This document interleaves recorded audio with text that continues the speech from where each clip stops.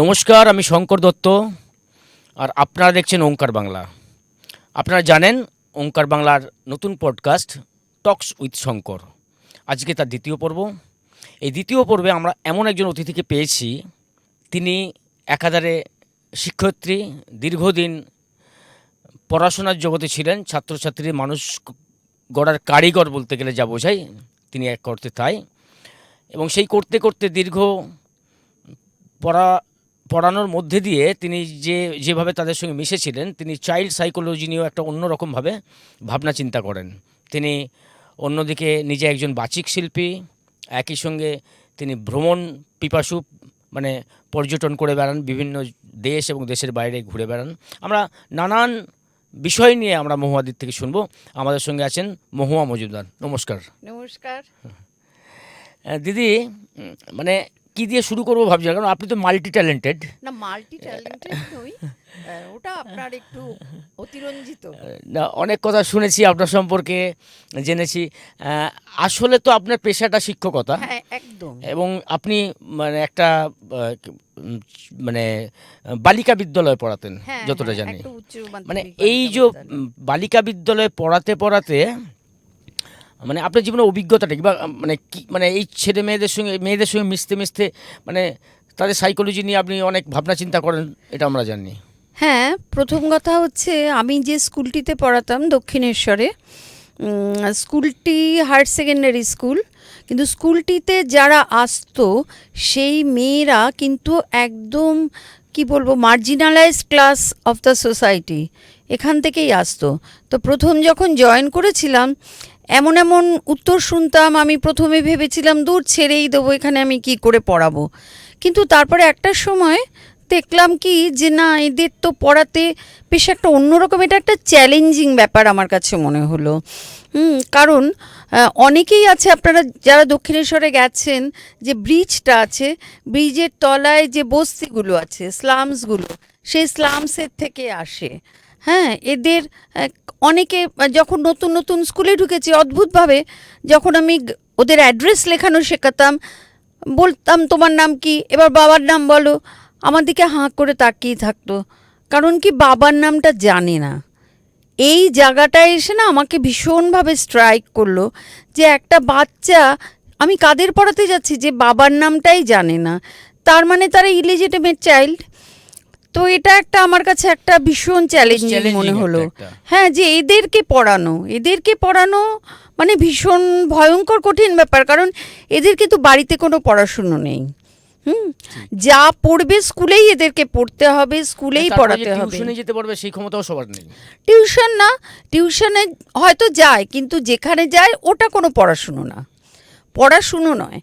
হ্যাঁ, তো তারপরে অনেক বাচ্চা দেখলাম যে ধরুন একটা আর্লি ম্যারেজের একটা ব্যাপার ছিল, কারণ বাড়িতে এত অভাব, মারা চলে যাচ্ছে।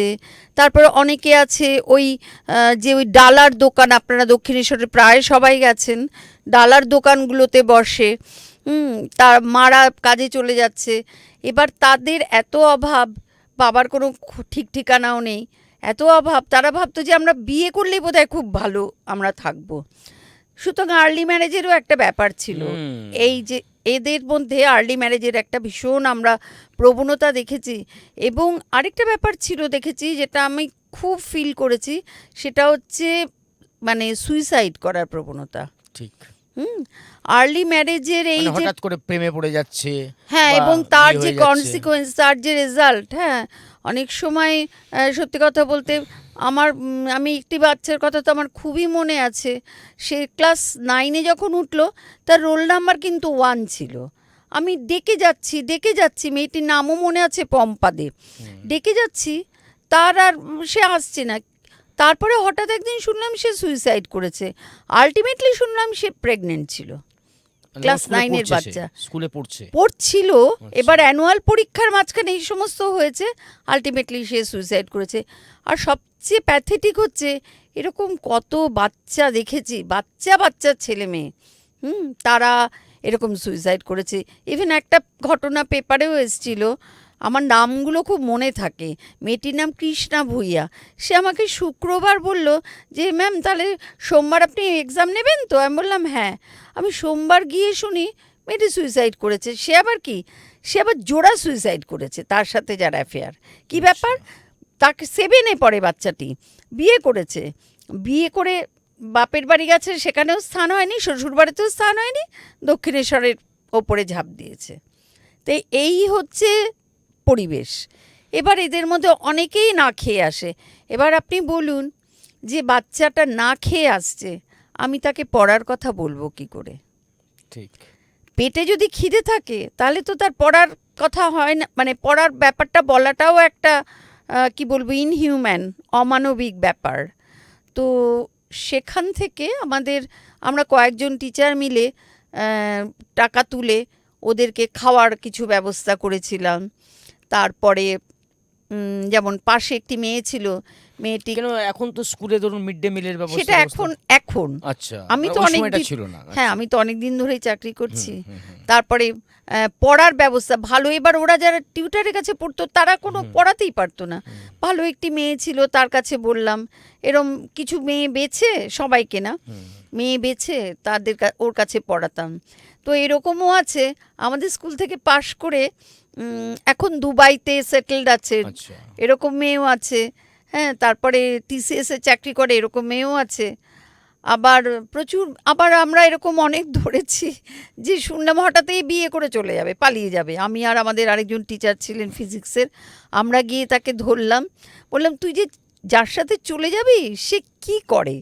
বলল সে তো চাচার ফোন চুরি করেছে। চিন্তা করুন, ম্যাচুরিটির লেভেলটা চিন্তা করুন। হ্যাঁ, তা চাচার ফোন চুরি করে 500 টাকা পেয়েছে, তুই তার সাথে চলে যাবি কি করে? তা আমরা ওকে ধরে ওর মার কাছে পৌঁছে দিলাম। দেওয়ার পর মাধ্যমিক পাশ করলো, তারপরে ওর মা বিয়ে দিল। এরকম আমাদের মানে পড়ানোর সঙ্গে সঙ্গে এইরকম নানান মানসিক সমস্যা বা এক্স্যাক্টলি এগুলোকেও কেয়ার করতে হতো আর কি। হ্যাঁ। আচ্ছা, ধরুন আপনার তো বালিকা বিদ্যালয়, মানে মেয়েদের তো একটা গঠনগত, মানে বয়সের সঙ্গে সঙ্গে শারীরবৃত্তির একটা পরিবর্তন হয়, এবং অনেক ক্ষেত্রে তারা বুঝতেও পারে না। এইগুলোকে কিভাবে আপনারা করতেন? ওদের কি হতো, ওরা না মানে আরেকটা থাকতো, একটু হিস্টেরিক হয়ে পড়তো। যে ক্লাস 8-এ উঠতো, ওদের যখন ধরুন এই পিরিয়ডস হবে, হবে, হ্যাঁ, অনেক সময় ওরা বেশ হিস্টেরিক হয়ে পড়তো। অনেক সময় আমাদের কাছে সাগর দত্ত হসপিটালেও আমাদের নিয়ে যেতে হতো। হ্যাঁ, ভয় পেতো একটা কিরকম? হ্যাঁ, ধরুন হয়তো সেন্সলেস হয়ে গেল। আচ্ছা আচ্ছা। তো কিছুদিন পরে বুঝলাম যে এটা ওদের সাইকোলজিক্যাল একটা ব্যাপার। তারপরে আরেকটা ছিল হাত কাটা, শিরা কাটা। শিরা কাটাটা একটা সাংঘাতিক, এটা আমরা দেখেছি। হ্যাঁ, দিদি শিরা কেটেছে, দৌড়ালাম, দৌড়ে দেখলাম যে শিরা কেটেছে সে অজ্ঞান, পাশে রক্ত দেখে 3-4 জন অজ্ঞান। হ্যাঁ, তখন আবার বকাও দেওয়া হলো, সবই হলো। কিন্তু এর পেছনে অনেকটাই ধরুন, এবার আমাদের কাছে কতক্ষণ থাকছে আর বাড়িতে কতক্ষণ থাকছে, আমাদের যে পরিবেশ, আমাদের স্কুলের যে পরিবেশ, তার সাথে তো বাড়ির পরিবেশে সম্পূর্ণ আলাদা। তারপরে ওদের কিন্তু আমি একটা জিনিস দেখেছি, ওরা না কালচারাল দিকটা ওরা বেশ পছন্দ করে পড়াশুনোর চাইতে। আচ্ছা। এবং সেই জন্য ওরা কি হতো, অনেক সময় ওরা নাচের স্কুলে ভর্তি হতো। আচ্ছা। আমি এরকম মেয়ে জানি যে নাচের স্কুলে ভর্তি হয়েছে, নাচের স্কুল থেকে নাচতে যাবে বলে নিয়ে গেছে উত্তরপ্রদেশে কোনো বিয়ে বাড়িতে। আচ্ছা। তারপর তার আর কোনো পাত্তা নেই। তারপর অনেক দিন পর ফিরল যখন, তখন আমি একদিন আলাদাই ডেকে বললাম, পাচার হয়ে গেল আর কি নাকি? না, পাচার ঠিক হলো না, ওকে নিয়ে গেল, আবার ফেরতও আসলো। আমি বললাম হ্যাঁ রে, আলাদাই ডেকে জিজ্ঞাসা করলাম ক্লাসের মধ্যে, না টাকা ছুটছিল কি, গুলি করছিল আকাশে? বললো হ্যাঁ দিদি। হ্যাঁ, বুঝতে পারলেন তো? তো আমি বললাম যা যা হয়েছে এগুলো কিন্তু ক্লাসে বলবি না। ঠিক ঠিক, ক্লাসে এগুলো বলবি না। একটু অন্য পিছিয়ে যায় একদম। যে আপনার শুরুটা বলুন, আপনার ছেলেবেলা, আপনার আমার ছেলেবেলা আমি ছোটবেলা কোনো স্কুলে পড়িনি, কারণ আমার মা চাকরি করতেন সোশ্যাল ওয়েলফেয়ার ডিপার্টমেন্টে, বাইরে চাকরি, মুর্শিদাবাদ, বেলডাঙ্গা, নওদা, হ্যাঁ এইসব আচ্ছা। পার্টি কাবাডি আমি ঘুরে ঘুরে বেড়াতাম, গ্রামের চাষিদের সাথে বা ছেলে মেয়েদের সাথে খেলতাম। আর আমার মার সাথে যখন ঘুরতে টুরতে যেতাম, মা তখন মানে মা অফিসের কাজে বেরোচ্ছে, মার সাথে বেরোলাম। আর তখন মা বলতো, ওই দেখো আকাশে মেঘটা কেমন রবীন্দ্রনাথের মতো লাগছে বলে একটা কবিতা বললেন। আমার এরকম পড়া, আমি কোনোদিন যে বসে হওয়া ক খ হাতে ধরে শিখেছি আমার কিন্তু কিছু মনে নেই। আমি আচ্ছা। আদর্শলিপি বর্ণপরিচয় আমার মনে নেই কিছু। কলেজ জীবনের একটা ভালো স্মৃতি কিছু? কলেজ জীবনের তার চেয়ে বরং ধরুন স্কুল জীবনে আমি বলছি, তারপরে আমি মনে নেই। কিন্তু আমার বাবা একদিন গিয়ে দেখলেন, আমার বাবাকে আমি বাবু বলতাম, গিয়ে দেখলেন কি যার কাছে মা দিয়েছে, কিন্তু আমি মাকে মানে মা পড়বো বলেই মা আমাকে না বাক্য রচনা করতে, 3-4 পাতা বাক্য রচনা, আর কিছু না, শুধু ইংরেজি আর বাংলা এরকম বাক্য আর কি। রচনা। এই হচ্ছে আমার কাজ। আমি মাছ ধরতাম, গাছে উঠতাম, এই সমস্ত আচ্ছা। করতাম। হ্যাঁ, ঘুরে ঘুরে বেড়াতাম। একদম মানে গ্রামের মেয়েদের মতো। দিদিমণিরা কি প্রেমে পড়ে, মানে দিদিমণি প্রেমে পড়েছিল কোনোদিন? হ্যাঁ, প্রেমটার জন্য তো দিদিমণি লাগে না। আচ্ছা। প্রেমের জন্য আবার দিদিমণি লাগে? প্রেম তো ইউনিভার্সাল ব্যাপার। অবশ্যই। হ্যাঁ, প্রেম ইউনিভার্সাল ব্যাপার। তো আপনি পর্যটন করতে খুব ভালোবাসেন শুনেছি। হ্যাঁ, আপনি অবশ্যই। মানে দেশের বিভিন্ন প্রান্তে ঘুরেছেন এবং দেশের বাইরেও গেছেন, রিসেন্ট আপনি শুনলাম বাইরে হ্যাঁ, গেছিলেন। হ্যাঁ। একটু যদি আমি স্মৃতিকথা। বেড়াতে ভীষণ ভালোবাসি। এটা আমার মার থেকেই আমি বলতে পারেন পেয়েছি। আর আমার ছোটোবেলায় যখন আমি ভাবতাম আমি চাকরি করব, আমার চাকরি করার দুটো উদ্দেশ্য ছিল। একটা হচ্ছে খুব ক্যাডবেরি আর আইসক্রিম খাবো আর বেড়াবো। আচ্ছা। বেড়াবো, সেটা কিন্তু আমি কোনোদিনও ভাবিনি অনেকের সাথে বেড়াবো। আমি একা একা বেড়াবো। তো আমি একা একাও বেরিয়েছি এবং আমার মা ইন্সপায়ারও করেছে। আমি একা একা মানে বাড়িতে মিথ্যে কথা বলে আমি বলেছি আমি সান্তালি খোলা ওই ডুয়ার্স অব্দি যাব বলে, আমি যখন কাঞ্চনজঙ্ঘা দেখেছি আমি গাড়ির ড্রাইভারকে বলেছি আমি লাভালেগাঁও যাব বলে, আমি লাভালেগাঁও 5 দিন থেকেছি। নেপালিদের ঘরে টরে ঢুকে ওই বাচ্চাদের সাথে বেশ আমার আলাপ ঠালাপ হয়েছিল 5 দিন। তারপরে আমি তিনচুলে একা গেছি, গঙ্গাসাগর একা গেছি, আমি বেশ অনেক অনেক জায়গায় একা একাই ভ্রমণ বলতে করেছেন। এক্স্যাক্টলি একা, আচ্ছা। এক্স্যাক্টলি একা। এই যে এত ভ্রমণ করেছেন, না রিসেন্ট বললেন আপনি হ্যাঁ, বিদেশ রিসেন্ট আমি ইউরোপ ট্যুরে গেছিলাম। আচ্ছা আচ্ছা আচ্ছা। আমরা গেছিলাম প্রথমে প্যারিস থেকে সুইজারল্যান্ড, ওই 10-11 ডেজের যেটা হয়, ওই ইটালি, তারপরে রোম। কিন্তু আমার যা পা ব্যথা হয়েছে বাপরে বাপ। আমার প্ল্যান আছে আমি অন্য যেখানে যাব আগে মানে জিজ্ঞাসা করে নেবো যে মানে হাঁটতে হবে কিনা। হাঁটাটা কতটা কম আর কি? মানে রোমেই 10 কিলোমিটার হেঁটেছি একদিন। আর আমি একটু অলস জাতীয় আর কি। আর অতটা হাঁটতে পারি না। আর কিছুদিন আগে আমার পা ভেঙে গেছিলো, সেটা একটা প্রবলেম ছিল। যাই হোক, তো বেড়াতে আমি ভীষণই ভালোবাসি। আর আমি এখন মানে চেষ্টা করছি বিদেশে একটু একা একা যাব, বাহ, একদমই একা যাব। সাহসও লাগে তো? হ্যাঁ, আমার ভয় লাগে না। আমি ছোটবেলা থেকে না আপনি ভয় পাননি? ভয় আমার বাবা মার জন্যই। আমি বলতে পারেন আমার যা শিক্ষা যা সব কিছুই আমার বাবা মার জন্য। বাবা কোথায় ছিলেন? আমার বাবু স্কুলে ছিলেন। স্কুলে ছিলেন। কারণ আমার বাবা স্বাধীনতা সংগ্রামী ছিলেন, তারপরে প্রকৃত কমিউনিস্ট ছিলেন, প্রকৃত কমিউনিস্ট আর কি। তক্তপোষে শোয়া, দুটো জামা, দুটো ধুতি। আমার মাও ছিলেন, রাজনীতিও করতেন। আর আমার মা আমরা খুব সিম্পল লাইফ লিড করেছি। অ্যাকচুয়ালি সিম্পল বলতে, সিম্পলিসিটি বলতে যেটা বোঝায় সেটাই ঠিক। লিড করেছি। তো আমার জামা কাপড় আমার কেনাকাটা শপিং টপিং কোনো কিছু না। আমি হচ্ছে দেখবো, লোকের সাথে কথা বলবো, জানবো, এগুলো আমার খুব আচ্ছা, মনে আমি হয়। শুনেছি যে আপনি এখনো ছাত্র, রিটায়ারমেন্ট করেছেন, কিন্তু এখনো ছাত্র পড়াতে ভালোবাসেন, প্রচুর হ্যাঁ, ছাত্র আমি পড়ান। পড়াই তো। আমি পড়াই। আগে বরং নিচু ক্লাস কোনোদিনই পড়াইনি। এখন আমার কাছে প্রচুর নিচু ক্লাসের বাচ্চারাও পড়ে, থেকে 12 পর্যন্ত পড়ে। আর ওরা খুব এনজয় করে আমার কাছে পড়া। আমরা খুব মজা টজা করি, মাঝে মাঝে আমাদের পিকনিক হয়। হ্যাঁ, খুব ভালো। রহরা রামকৃষ্ণ মিশন টিশনের স্টুডেন্টরা পড়ে। এমনি মানে তখনকার ছাত্র জীবন আর এখনকার ছাত্র জীবন, দুটো তো একটা। তখনকার বলতে কোনটা বোঝাচ্ছেন? তোমাদের তো আপনার সময়, আমাদের সময় আরো 20 বছর 30 বছর আগের কথা আমি বলছি। খুব সিম্পল একটা জীবন ছিল। আমরা মাস্টারমশাই আমাদের বেত দিয়ে মারতেন, হ্যাঁ, ডাস্টার ছুঁড়েও মেরেছেন, আমার ছোটবেলার অভিজ্ঞতা আছে, আমি জানি। কিন্তু এখন তো যুগটা অনেক পাল্টে গেছে, প্রযুক্তি নির্ভর হয়ে গেছে, ছেলে মেয়েদের হাতে অ্যান্ড্রয়েড, ল্যাপটপ সরকার থেকেও দিয়ে দিচ্ছে। তো এই ডিফারেন্সটা মানে মানে এখানে ছেলে মেয়েদের মানে সাইকোলজিক্যাল চেঞ্জ কি দেখেন? আমার না আসলে মারা ব্যাপারটা খুব ভয়। মানে আমি একবার একটা স্কুলে গেছিলাম, তো দেখলাম কি মাস্টারমশাই মারছেন, পরের দিন বাবুকে এসে বললাম, বাবু আমি ওই স্কুলে পড়বো না, ওই স্কুলে মারে। ওটা আমার একদম ভালো লাগে না। আর এখনও যে আমি পড়াই, অনেক গার্জিয়ান এসে বলে আচ্ছা করে পেটাবে না, আমি বললাম তাহলে তো আমি পড়াতে পারবো না। হ্যাঁ, আমার মনে হয় যে পড়াশোনাতে কিন্তু একটা বর্ডার লাইন অবশ্যই লাগে, যে বর্ডার লাইনটা স্টুডেন্ট ক্রস করবে না। টিচারকে মারতে হবে কেন? তো মানে বকা বা পড়ানোর টেকনিক যদি ঠিক হয় তাহলে কিন্তু স্টুডেন্ট, আমার মনে স্টুডেন্ট অ্যাট্রাক্ট করার মতন পাওয়ার যদি টিচারের যে থাকে, পার্সোনালিটি তৈরি করতে একটা। হ্যাঁ, personality not in the sense যে ভীষণ ভয় পাচ্ছে। হুম, আবার স্টুডেন্টের সাথে আবার অনেক সময় দেখি বন্ধু Friendly তো atmosphere করলে পরে মাথায় সেটাও উঠে যায়। আবার অতিরিক্ত অতিরিক্ত সেটা হয়ে না, যায়, হ্যাঁ। একটা মাঝখানের একটা জায়গা Barricade থাকতে রাখতে হয়, একটা। যেই জায়গাটা থাকলে পরে সে কিছু তার সে খোলাখুলি মানে ব্যাপারটা। এখনকার টিচারদের মধ্যে এগুলো একটা অভাব দেখেন নিশ্চয়ই।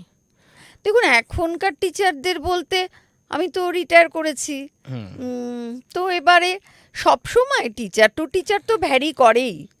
হ্যাঁ, আগে ধরুন আমরা যখন পড়াশুনো করেছি তখনও কি সব টিচার আমাদের কাছে সমান মনে হতো না। কারোর মধ্যে একটা মাদারলি ফিলিং দেখতাম, কাউকে ভীষণ ভয় পেতাম। হ্যাঁ, এবার কি হয় না, ভীষণ ভয় পেলে কি হয়, বিষয়টার প্রতি একটু ভয় আসে। বিষয়টার প্রতি যদি ভয় আসে তাহলে কিন্তু পিছিয়ে যাবে, এবং বিষয়টাকে যদি ভালোবাসা যায় তাহলে কিন্তু সেই বিষয়টাকে ভালো লাগলে আমি তো পড়বো। এবং সেটা হচ্ছে তখনই যখনই স্টুডেন্ট বলে দিদি আরেকটু দিন না, কয়েকটা দিন না, দেখি না পারি কিনা, তার মানে আমি সেখানে সাকসেসফুল। এমনি মানে ছাত্রছাত্রীদের কাছে আপনি একজন মানে অভিজ্ঞ শিক্ষক হিসেবে মানে বর্তমান প্রজন্মের ছেলেমেয়েদের কাছে বার্তা কি, মানে তাদের কিভাবে এগিয়ে যাওয়া উচিত বলে আপনি মনে না করেন? দেখুন, মানে ল্যাপটপ বলুন, অ্যান্ড্রয়েড বলুন, সব কিছুরই কিন্তু যেরকম আমরা বলতাম লিখতাম বিজ্ঞান আশীর্বাদ দা অভিশাপ, বা ধরুন একটা ছুরি ডাক্তারের ক্ষেত্রে মানুষের প্রাণ বাঁচায়, আবার যে মানে ক্রিমিনাল তার ক্ষেত্রে মানুষের প্রাণ নেয়। তো সব কিছুরই তো ভালো মন্দ দুটো আছে। এটা মানে ফ্রম দ্য ভেরি বিগিনিং আমার মনে হয় গার্জিয়ানকে কন্ট্রোল করা উচিত যে কতটা সময় সে মোবাইল দেখবে এবং মোবাইলে কি বিষয় দেখবে। হ্যাঁ, আমিও প্রচুর দেখি, কিন্তু দেখি মানে আমি কি দেখছি, নিশ্চয়ই আমি সিরিয়াল দেখছি না। কোনটা আমাকে ডেভেলপ করবে। হ্যাঁ, হিস্ট্রি আছে। হ্যাঁ, তারপরে যে আমাদের কালচার, বা যেমন আমি বলছি একটা বৈঠক হয়, যেমন বৈঠক যে অনুষ্ঠানটা ভীষণ ভালো, যে হিস্ট্রিটা আমরা বইয়ে পড়ি না সেই হিস্ট্রিগুলো নিয়ে ওগুলোতে আলোচনা করা হয়। আরও বিভিন্ন পডকাস্টগুলো হয়, মানে অত্যন্ত ভালো, বা বিভিন্ন আলোচনা হয়। এখন যেমন একটা রিসেন্টলি আমি একটা চ্যানেল দেখছিলাম, আমার চ্যানেল এইটার নামটা মনে নেই, নাম বলছি না।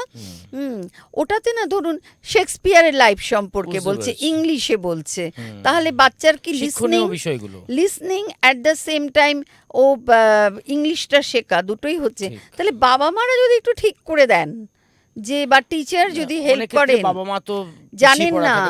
হ্যাঁ, আর ওই যে সারাক্ষণ বাবা মা নিজের কাজটাকে অ্যাভয়েড মানে কতক্ষণে করবার জন্য বাচ্চার হাতে মোবাইল দিয়ে দিল, খাচ্ছে না বলে মোবাইল দিয়ে দিল, ওটা ওখান থেকে বেরোতেই হবে। দিদি আমি শুনেছি বা দেখেছি যে আপনি আবৃত্তি চর্চার সঙ্গে যুক্ত, মানে রিসেন্ট মানে রিটায়ারমেন্টের পরে আপনি বাচিক শিল্পের সঙ্গে যুক্ত হয়েছেন একটু। হ্যাঁ, কিছু তো করতে হবে, শুধু তাই আমি একটুখানি মানে এটা কি অবসর জীবন কাটানোর জন্য ভালো করে একটু আমি ভালোবাসতাম, ভালোবাসতাম, কিন্তু আমার সময় বা সুযোগ কোনোটাই হয়নি। একটা আমরা কবিতা শুনতে পারি? হ্যাঁ, শুনতে পারি, কিন্তু আমি দেখে দেখে পাঠ করব। কোনো সমস্যা না, আপনি পড়ুন একটা কবিতা। আমাদের তো নিজেদের আড্ডা, নিজেদের আলোচনা। আপনি একটা কবিতা শোনান আমাদের। কবিতা শোনার পরে আমরা আস্তে আস্তে শেষের দিকে। আর সবে তো রবীন্দ্রনাথের 25শে বৈশাখ গেল, আমি সেই একটি কবিতা পাঠ করছি। কবিতাটির নাম হচ্ছে ডাক, লেখক হচ্ছে অংশুমান কর। 25শে বৈশাখ এলেই ঠাম্মার কথা মনে পড়ে। আমাদের গ্রামের বাড়ির লেবু গাছের উপরে যখন জোনাকিদের মাদুর হয়ে নিজেকে বিছিয়ে দিত অন্ধকার, তখন সে বুড়ি আমাদের বলতো মধুসূদন দাদার গল্প, বলতো বিপদে কেমন পাশে এসে দাঁড়ায় মধুসূদন দাদা। বলতো, ভয় লাগলে কিচ্ছু লাগবো না, শুধু অন্তর থিকা ডাক দিবা, মধুসূদন দাদা, মধুসূদন দাদা, ও মধুসূদন দাদা। 25শে বৈশাখ এলেই ঠাম্মার কথা মনে পড়ে। পাড়াতে বিপদ, গ্রামগঞ্জে বিপদ, দেশ জোড়া বিপদ, কিন্তু আমি ভয় পাচ্ছি না। ছোট্ট ডিঙি নৌকো নিয়ে পাড়ি দিচ্ছি মারের সাগর, আর অন্তর থেকে ডাক দিচ্ছি, রবীন্দ্রনাথ, রবীন্দ্রনাথ, রবীন্দ্রনাথ। অসাধারণ। আমরা অসাধারণ একটা কবিতাও মৌমাদের থেকে শুনে নিলাম। মানে একটা মানুষ কত রকমভাবে নিজেকে মানে আফটার রিটায়ারমেন্ট তিনি মেলে ধরেছেন। একদিকে পর্যটন করে বেড়াচ্ছেন, একদিকে আবৃত্তির চর্চার সঙ্গে আছেন, আবার ছাত্রছাত্রীদের সঙ্গেও রয়ে গেছেন। মানে এরকম একটা মানুষকে আমাদের কাছে পাওয়া, আমাদের পডকাস্টে পাওয়াও আমাদের অবশ্যই ভাগ্যের ব্যাপার। আমরা দিদির সার্বিক সুস্থতা কামনা করব। অনেক ভালো থাকুন। আমরা আর আপনারা দেখতে থাকুন ওঙ্কার বাংলায় আমাদের পডকাস্ট টকস উইথ শঙ্কর। আজকের পডকাস্ট আমরা এখানে শেষ করলাম। নমস্কার, আমারও এখানে এসে খুব ভালো লাগলো, ভীষণ ভালো লাগলো। অনেক ধন্যবাদ। ধন্যবাদ।